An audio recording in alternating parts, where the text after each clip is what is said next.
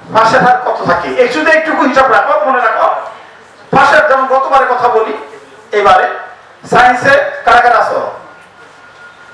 সায়েন্সে পাস করছে এবার 5%, ঢাকা বিশ্ববিদ্যালয়ে 5% পাস করছে। মানবিক কারা কারা আছো?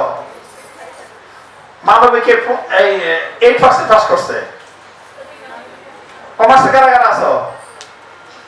11% পাস করছে। তাইলে পাশের সংখ্যাটা এই সেম স্টুডেন্ট এসএসসি পাস করলো, ভালো ফলাফল নিয়ে আসলো, তাহলে ভর্তি যুদ্ধে তাদের এই অবস্থা কেন? তার অর্থ কি?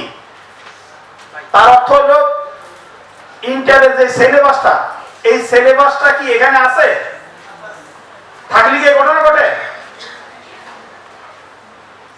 ওইখানে যে লেখাপড়া এখানে নাই, এটা ভিন্ন জগৎ। এক একটা প্রশ্নের মধ্যে জিলাপি গাছ থাকে, প্রতিটা প্রশ্ন এসএসসিতে আমরা যখন পরীক্ষা দিছি, সারা যদি 30-35টা প্রশ্ন দেয়, এখান থেকে 8-10টা আইসা পড়ে। আর ভর্তি যুদ্ধে জগতে 30,000 প্রশ্ন বললে একটা আসে না, বেসিক থেকে প্রশ্ন হয়। তোমরা যদি এইটুকু কথা মনে রাখো, তাহলে অনেক কিছু করা সম্ভব। আর এখন সময় 2 মাস, এই পরীক্ষার পর, ইন্টার পরীক্ষার পরে, যার ফলে অনেকে কি করে, অনেক আগের থেকে লেখাপড়া করে, ফার্স্ট ইয়ার থেকে সেকেন্ড ইয়ার থেকে এই 10 বছরের কোর্সেরটা, তারপরে এক সেট বই, এগুলা সংগ্রহ করে আস্তে আস্তে লেখাপড়া শুরু করে দেয়। দেখা গেছে যে যত বেশি আগে শুরু করতে পারে, সে তত বেশি এগিয়ে থাকতে পারে ভর্তি যুদ্ধে।